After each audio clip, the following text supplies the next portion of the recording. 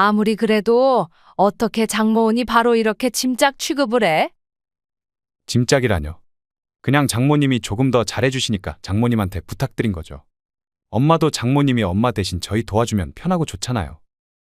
너네가 최근에 나를 부른 적이 있어? 이젠 내가 저녁 먹자고 해도 다음에 하지 않았어? 이 엄마 여기 지인은 한 명도 없는 거 알잖아. 저희도 일이 바쁘니까 그랬죠.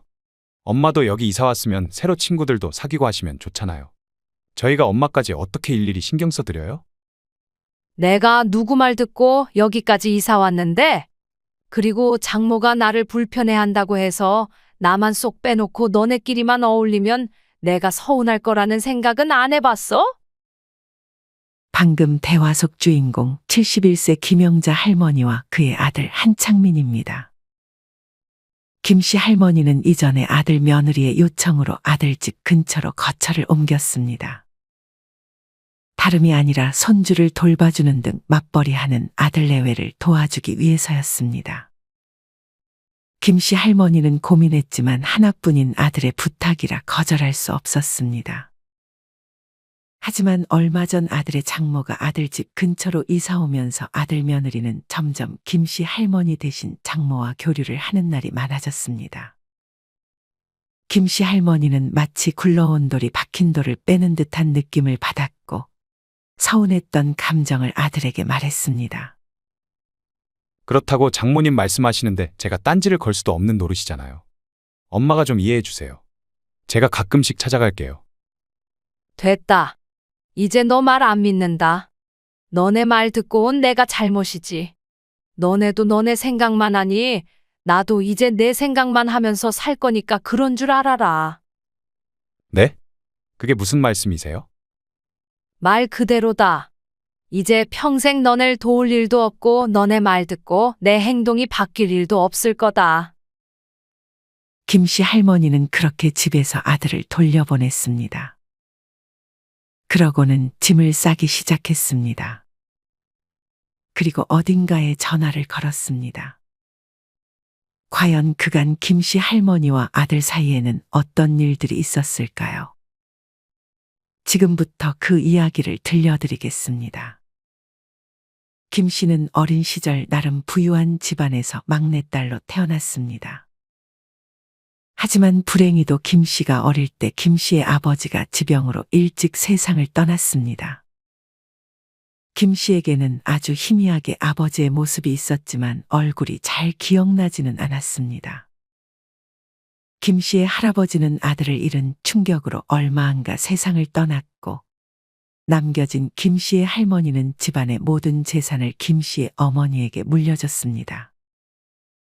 아버지의 다른 형제들은 그런 할머니의 선택에 반발했지만 김씨의 아버지는 장남이었고 혼자 자식들을 키워야 했던 김씨의 어머니가 안쓰러워 그런 선택을 했던 것이었습니다. 김씨의 어머니는 다행히 그 돈이 있어 일을 하지 않고도 김씨를 비롯한 다른 자식들을 키워낼 수 있었습니다. 하지만 김씨 눈의 어머니는 항상 외로워 보였습니다. 김씨가 학교를 갔다 올 때면 김씨의 어머니는 마당에서 초점 없는 눈으로 어딘가 한 곳을 응시하고 있을 때가 많았습니다. 김씨는 아직 어머니가 아버지를 그리워하는 듯 보였습니다. 김씨의 어머니는 아버지에 대한 얘기를 많이 해줬는데 참으로 다정한 사람이었다고 했습니다. 김씨는 그런 어머니를 보며 자기도 얼른 결혼을 하고 싶은 생각이 들었습니다. 어쩌면 김씨의 어머니처럼 외롭지 않고 싶다는 생각이 들었는지도 모르겠습니다. 그렇게 김씨는 성인이 되어 중매로 남편을 만나 결혼을 했습니다. 그리고는 아들을 낳았습니다. 김씨의 어머니는 할머니로부터 물려받은 재산의 대부분을 자식들에게 공평하게 나눠줬습니다. 예전 같았으면 아들들에게만 재산을 나눠줬겠지만 김씨의 어머니 자신이 재산을 받아보니 딸들도 자기처럼 남편을 잃으면 아주 힘들어질 것이라 생각해 그렇게 딸들에게도 똑같이 재산을 나눠줬습니다. 그렇게 김씨는 그 돈과 남편이 받은 재산으로 집도 하나 마련했습니다. 김 씨는 그렇게 결혼하자마자 조금은 여유롭게 시작할 수 있었습니다. 하지만 얼마 안가 김 씨에게 큰 불행이 닥쳤습니다. 김 씨의 어머니가 세상을 떠나고 김 씨의 남편마저 사고를 당해 깨어나지 못했습니다. 김 씨의 남편은 일주일 정도 의식을 찾지 못하다 결국 세상을 떠났습니다. 김 씨는 그렇게 혼자가 되었습니다. 아들이 있었지만 이때 김 씨는 세상에 혼자 남겨진 느낌을 받았습니다. 어머니가 느끼던 감정이 이랬을까 하는 생각을 하며 김 씨는 하루 종일 어느 한 곳을 초점 없는 눈으로 응시하는 시간이 많았습니다. 하지만 김 씨는 아들을 키워내야 했습니다. 아들이 학교에 들어가기 전까지 김 씨는 남은 재산으로 아껴가며 아들을 키웠고, 아들이 학교에 들어갈 때쯤 돼서야 김 씨는 그렇게 일을 찾아 나서기 시작했습니다. 이때 김 씨는 재산을 모두 써서 남은 돈이 하나도 없었습니다. 아들을 맡길 데가 없어 집도 팔아 월세로 이사를 가서 그 돈을 또 아껴가며 악착같이 아들을 키웠던 김 씨였습니다. 김 씨는 이제 자기의 집도 없었고 다시 처음부터 시작해야 했습니다. 김 씨는 식당에서 일을 하기 시작했습니다. 처음에는 설거지를 하다가 주방에서 요리를 하던 이모가 그만두면서 그때부터 김 씨는 요리를 배우기 시작했습니다. 김 씨는 식당 일을 하면서도 절대 시키는 일만 하지 않았습니다. 식당이 어떻게 돌아가는지, 손님들은 어떤 음식을 남기고 남기지 않는지까지 모두 어깨너머로 배웠습니다. 그러다 김 씨는 자기도 식당을 하나 차릴 수 있겠다는 생각이 들었습니다. 김 씨는 그간 열심히 모은 돈으로 원래는 집을 다시 사려고 했지만 집 대신에 식당을 차렸습니다.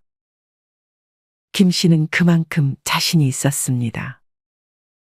그런 김 씨의 기대대로 김 씨의 식당은 1년도 되지 않아 금방 손님들이 가득 찼습니다.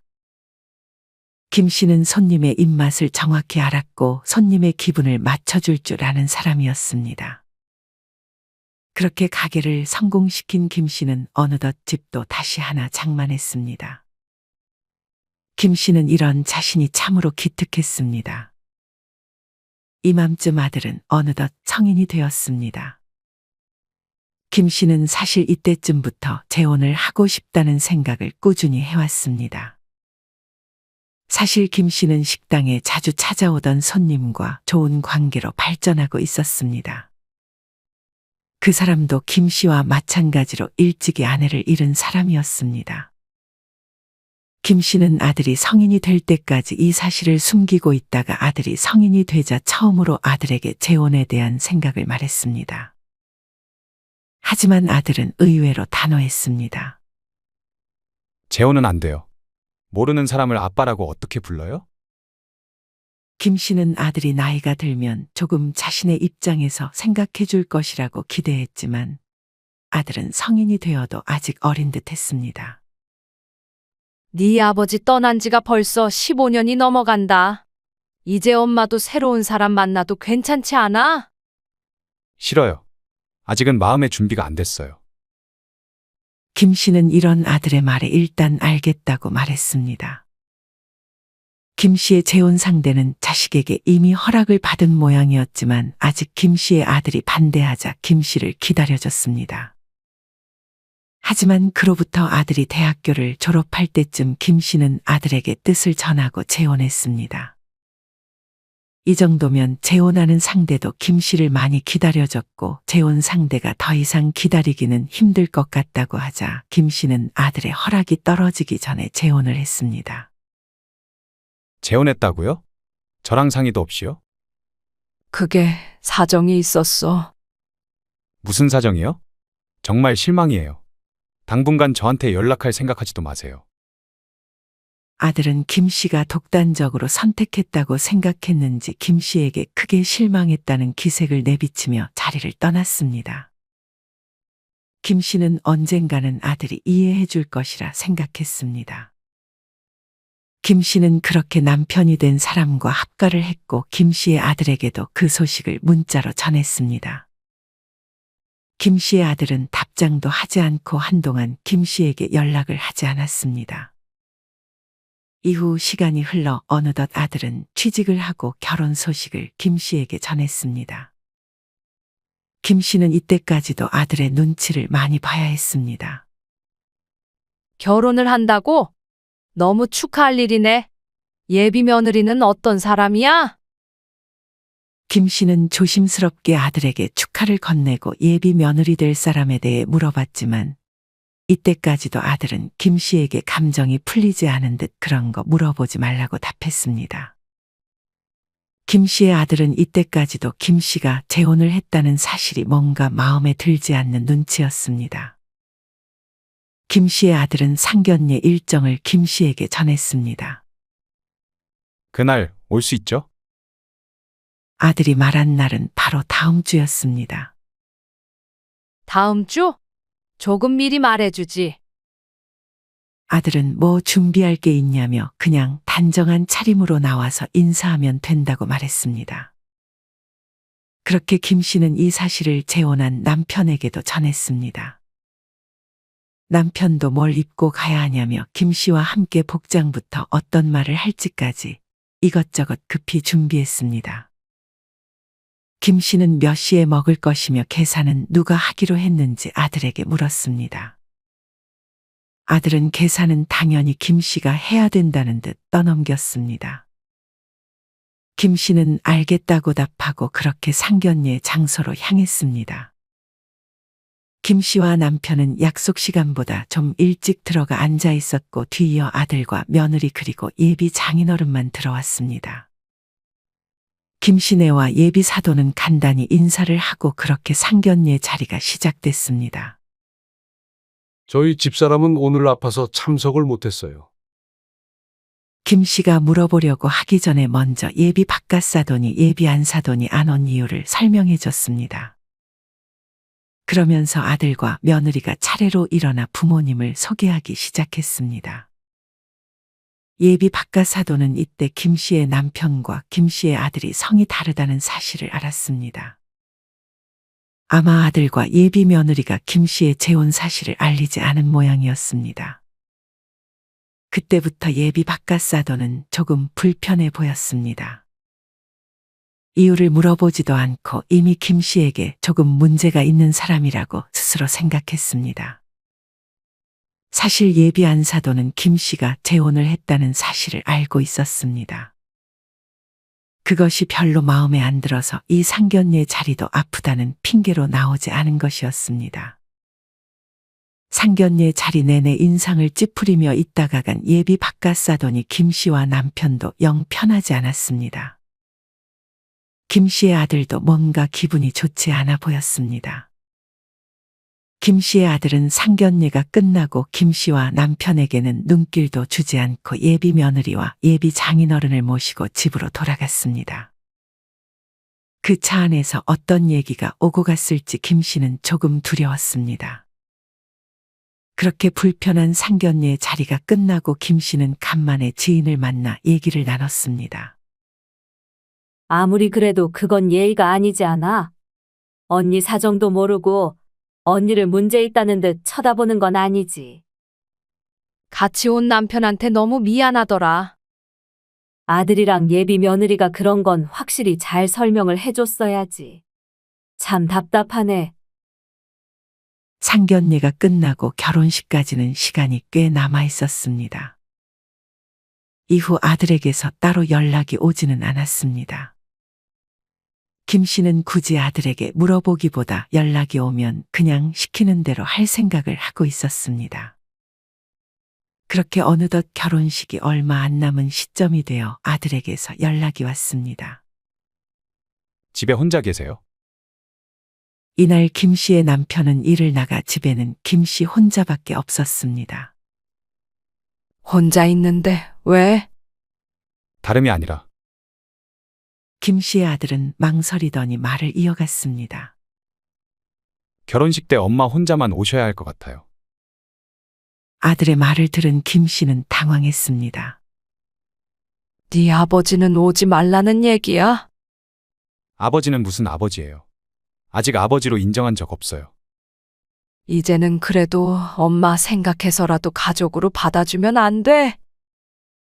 하지만 아들은 이때까지도 김 씨의 남편을 그냥 삼촌이라고 불렀습니다. 장모님이 결혼식에는 그냥 엄마 혼자 오셨으면 하세요. 저랑 삼촌이랑 성이 다른 거 사람들이 알게 되면 분명 뒤에서 수군댈 거라면서. 김 씨는 이때부터 예비 사돈이 마음에 들지 않기 시작했습니다. 강경하게 말하는 아들로 인해 김 씨는 어쩔 수 없이 이 사실을 남편에게 전할 수밖에 없었습니다. 김 씨의 남편은 알겠다고 말을 하긴 했지만 얼굴에는 서운함이 가득한 듯 싶었습니다. 김 씨는 그런 남편에게 참으로 미안했습니다. 결국 예비 안사돈의 뜻대로 결혼식은 김 씨만 참석했습니다. 김 씨는 자기도 안 가버릴까 하다가 그랬다가는 아들과 연이 영영 끊길 것 같아 차마 그렇게 하지는 못했습니다. 김 씨는 결혼식 내내 기분이 별로 좋지는 않았고 아들은 그런 김 씨를 의식했는지 보는 눈이 많으니 웃으라고 말했습니다. 김 씨는 그래도 아들을 장가 보냈다는 사실에 마음 한켠이 가벼워지기는 했습니다. 김 씨의 남편은 김 씨에게 잘 갔다 왔냐며 고생했다는 말을 해줬습니다. 김 씨는 그런 남편이 고마우면서도 참으로 미안했습니다. 미안해요. 내가 아들을 이해시키지 못해서. 김 씨의 남편은 시간이 조금 걸릴 수 있다며 그런 김 씨를 안심시켰습니다. 김 씨는 아들에게 집을 해줄지 말지 고민하다 결국 집을 해줬습니다. 김 씨의 남편은 김 씨가 아들에게 집을 해주겠다고 하자 흔쾌히 허락했습니다. 김 씨의 아들은 그런 김 씨에게 조금은 감동한 듯 보였지만 크게 티를 내지는 않았습니다. 아니 어찌 보면 이때부터 받는 것을 조금은 당연하게 여기기 시작했던 것 같기도 했습니다. 이맘쯤 바깥 사돈의 건강이 악화되어 가고 있었습니다. 이후 김 씨는 여느 때와 같이 식당에 출근을 했습니다. 김 씨의 가게는 여전히 손님이 북적였고 어느덧 오래된 맛집으로 이름이 알려졌습니다. 그러던 어느 날 홀에서 시끄러운 소리가 들렸습니다. 무슨 영문인가 하니 손님 중 한 명이 음식이 너무 늦게 나온다며 종업원을 나무라고 있었습니다.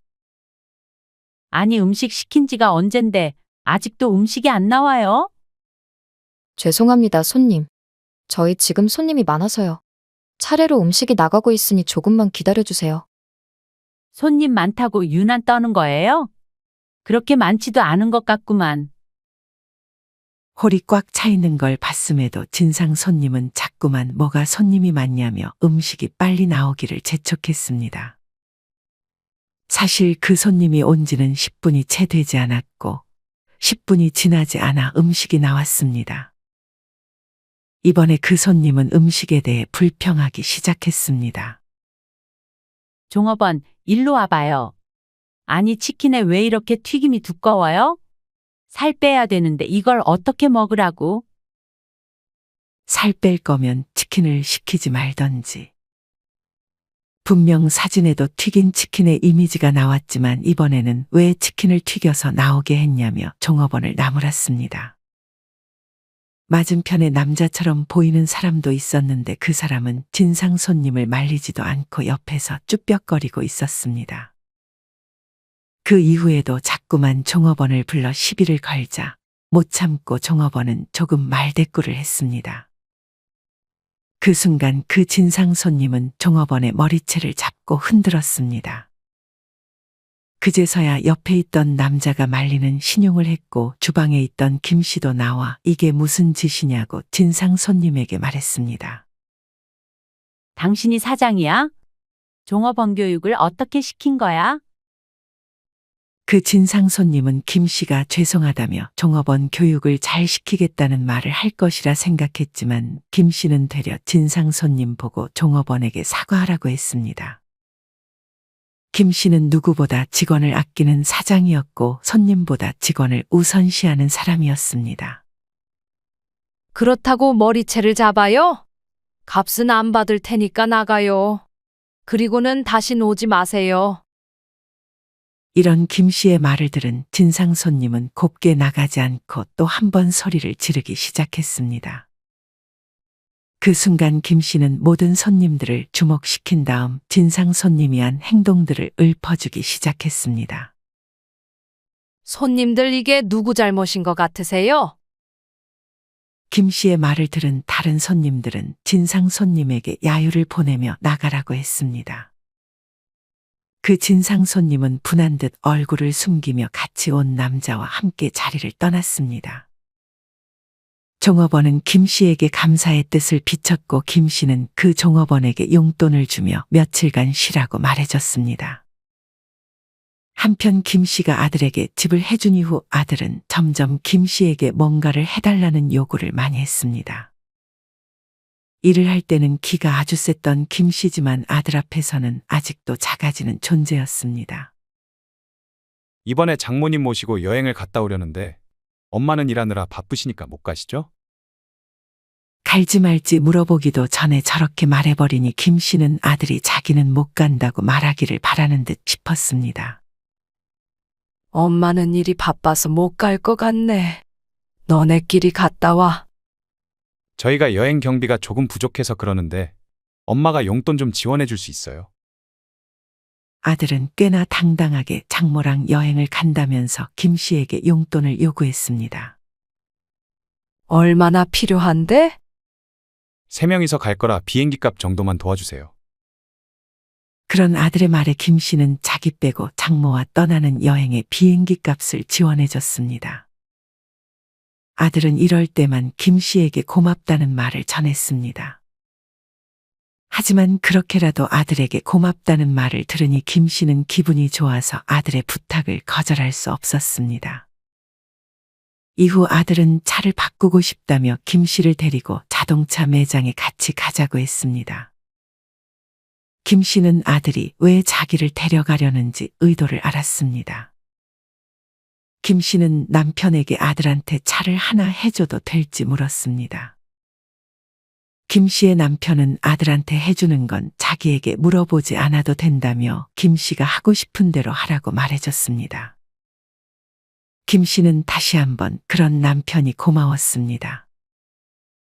아니나 다를까 아들은 이 차 저 차를 살피더니 김 씨에게 사달라는 신호를 보냈습니다.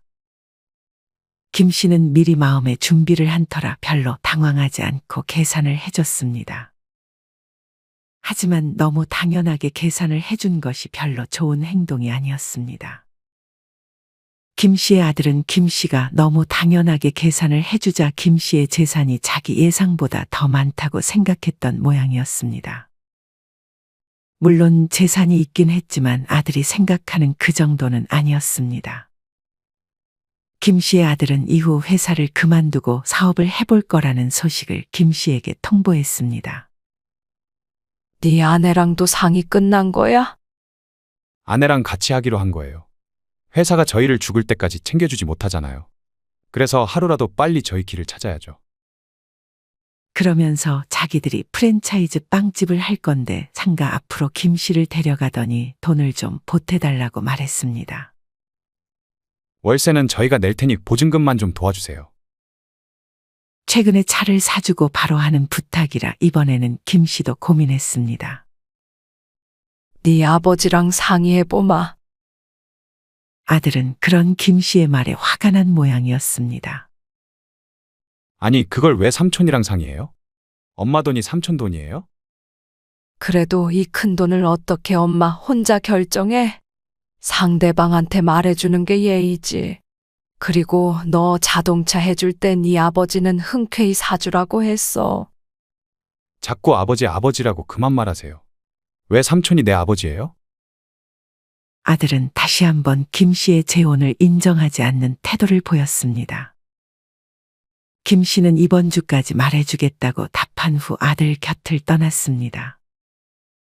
김 씨는 이 사실을 남편에게 말했고 이번에도 남편은 흔쾌히 그러라고 했습니다. 김 씨는 그 소식을 바로 아들에게 전했고 아들은 지난 대화에 안가품이 남았는지 그런 김 씨에게 고맙다는 말도 하지 않았습니다. 김 씨는 이제 큰돈을 아들에게 많이 내쳤으니 앞으로는 도와주지 말아야겠다고 생각했습니다. 언제까지 일을 할 수 있을지 모르기 때문에 앞으로는 김 씨와 남편을 위해 넉넉하게 노후 자금을 모아둘 생각이었습니다. 김 씨의 아들은 창업을 하며 이맘쯤 손주를 낳았습니다. 아들은 이후에도 김 씨에게 여러 번 경제적으로 도와달라고 했지만 김 씨는 보증금을 도와준 이후로 경제적인 지원은 더 이상 해주지 않았습니다. 김 씨는 이때쯤 가게를 넘겨 더 이상의 수입도 없었기 때문에 아들의 요구를 들어줄 수도 없었습니다. 아들도 양심은 있는지 그렇게 거절하는 김 씨를 원망하지는 않았습니다. 대신 이제 아들은 김 씨를 다른 것으로 이용하려 했습니다. 엄마, 저희 동네로 이사 와서 저희 좀 도와줄 수 있어요? 둘 다 일할 시간에는 아이 돌봐줄 사람이 없어서요.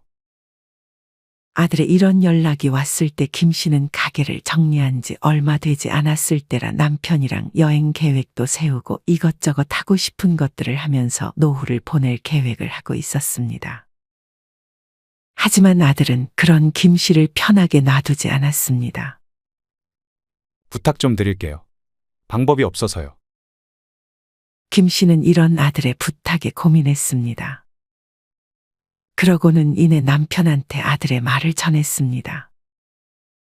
하지만 남편은 이 집을 떠나 이사 가는 것만큼은 하고 싶지 않은 눈치였습니다. 김 씨가 아들을 도와주는 것은 괜찮으나 남편은 이 집에 남아있겠다고 말했습니다. 김 씨는 고민 끝에 자기 혼자 아들 집 근처의 작은 원룸을 빌어 월세로 지낼 결정을 했습니다. 김 씨는 이사 말고 손주를 돌봐주는 동안 아들의 집에 자기가 머무는 것은 어떻냐고 제안했지만 아들은 또 그건 싫다고 말해 김 씨는 원룸을 알아봤습니다. 남편은 아쉬운 눈치였지만 김 씨의 그런 결정을 지지해줬습니다. 김 씨는 일단 그렇게 해보고 언제든 아닌 것 같으면 다시 원래 집으로 돌아갈 생각을 하고 있었습니다. 김 씨의 남편은 지인 한 명 없는 곳으로 간 김 씨를 걱정했습니다. 김 씨의 남편은 쉬는 날에 김 씨가 이사 가는 것을 도와줬습니다. 아들에게 도와달라고 부탁했지만 일이 바빠 시간을 못 내겠다며 아들은 그런 김 씨의 부탁을 거절했습니다. 어차피 큰 가구들은 필요 없었고 기본적인 가전들이 다 있었던 원룸이었습니다. 김 씨는 간단한 옷들을 포함해서 1년 정도는 지낼 생각으로 짐을 옮겼습니다. 그렇게 본격적으로 김 씨의 황혼 육아가 시작되었습니다. 김 씨는 아들과 며느리가 출근을 하면 손주를 돌봐주러 아들 집으로 출근했습니다. 그래도 손주를 보는 것은 좋았고 집으로 가기 전에 아들 며느리와 저녁을 먹고 돌아가는 것도 좋았습니다. 그간 아들과 시간을 많이 보내지 못했던 것이 한이었는데 이렇게라도 아들과 있는 시간이 많아지니 김 씨는 이것도 좋다고 생각했습니다. 물론 저녁은 매번 김 씨가 차렸습니다. 그렇게 김 씨는 손주를 돌봐주면서 아들 며느리의 심부름까지 도와줬습니다. 가게에 뭐가 없다고 그러면 손주를 데리고 마트에 가서 사다 주기도 했습니다. 하지만 이때부터 김 씨는 점점 몸이 안 좋아지고 있었습니다. 특히나 손목과 어깨가 많이 안 좋았습니다. 김 씨는 아들과 며느리가 하루 쉬는 평일에는 꼭 병원을 가서 침을 맞고 오기 시작했습니다. 이맘쯤 아들로부터 안사돈이 아들집 근처로 이사를 왔다는 소식을 들었습니다. 이때까지만 해도 김 씨는 별 생각이 없었습니다. 하지만 어느 순간 아들은 김 씨에게 그냥 집에 있으라는 말을 하면서 필요한 것들만 사다 달라고 하기 시작했습니다. 손주는 누가 돌봐? 아, 제가 말씀을 안 드렸네요. 이제 장모님도 돌봐주기로 해서요. 일주일에 반으로 나눠서 엄마랑 장모님이랑 돌아가면서 돌봐주시면 될 것 같아요. 그런 아들의 말에 김 씨는 이때까지만 해도 육아 부담을 덜 수 있어 좋다고 생각했습니다. 하지만 어느 순간부터 아예 손주를 돌보는 전담은 안사돈에게 갔습니다. 오늘은 엄마가 손주 돌보는 날인데? 장모님이 이제 매일 손주 돌봐주고 싶다 해서요. 엄마는 이제 쉬셔도 될 것 같아요. 근데 언제 장모님이 마음 바뀌어서 먼데로 이사가 버릴지 모르니까 엄마는 계속 거기에 남아주세요. 워낙 장모님이 변덕이 심해서요. 김 씨는 순간 게르기 된 느낌을 받았습니다. 김 씨는 그렇게 아주 가끔만 아들 가게에 심부름을 했고 이외에는 혼자 있는 시간이 늘었습니다. 아들 집에 가서 손주를 보는 것도 아들과 같이 밥을 먹는 날도 이제는 없었습니다. 가끔 집에 들려 같이 밥이라도 먹어주면 좋으련만 바쁘다는 핑계로 아들은 아예 김 씨를 없는 사람 취급했습니다. 김 씨는 차도 없어서 가끔 아들에게 병원에 데려다 달라고 부탁했지만 아들은 쉬는 날에도 손주 핑계를 대며 김 씨를 짐짝 취급하기 시작했습니다. 몸 관리를 잘 하셔야죠. 누가 그렇게 아프시래요? 내가 누구 때문에 몸이 상했는데 라는 말을 해주고 싶었지만 김 씨는 참았습니다. 하루는 김 씨의 아들이 김 씨에게 간만에 손주를 봐달라고 부탁했습니다. 그날 사돈이 몸이 안 좋았던 모양이었습니다. 김 씨는 얼른 준비해 간만에 손주를 볼 생각에 설렜습니다. 그렇게 김 씨가 아들 집에서 손주를 보고 있는데 아들에게서 전화가 왔습니다. 이제 그만 집으로 돌아가 보라는 말이었습니다. 그럼 손주는 사실 장모님이 밖에 계세요. 들어오시라 그러지. 실은 아들은 잠깐 망설이더니 말을 이어갔습니다. 장모님이 아직 엄마가 좀 불편하신가 봐요. 별로 마주치고 싶지 않다고. 김 씨는 그런 아들의 말에 어이가 없었습니다. 대체 자기가 뭘 했다고 그런 취급을 당해야 하는지 궁금했습니다. 설마 엄마가 재혼했다는 사실 때문에 아직도 편견을 가지고 계신 거야? 제 생각엔 그런 것 같아요. 아무튼 몸 괜찮아져서 다시 집에 도착했다고 하셨으니까 이만 집으로 돌아가 주세요. 김 씨는 간만에 아들이랑 저녁을 먹을 생각에 재료도 잔뜩 사왔는데 그냥 집으로 돌아가야 했습니다. 김 씨는 점점 외로움이 커져가고 있었습니다. 처음에는 아들 집에 가지 않을 때 혼자 나가서 시간도 때워보고 카페도 혼자 가보고 혼자 무언가를 즐기려고 노력했지만 김 씨는 혼자 있는 게 외롭고 행복하지 않았습니다. 김 씨는 아들이 쉬는 날 아들을 집으로 불러 서운했던 것을 말하기 시작했습니다. 아들은 쉬는 날 자기를 부른 엄마에게 신경질이 잔뜩 난 듯 싶었습니다. 그런 아들의 모습을 본 김 씨는 처음으로 아들에게 화를 냈습니다. 아무리 그래도 어떻게 장모은이 바로 이렇게 짐짝 취급을 해? 짐짝이라뇨.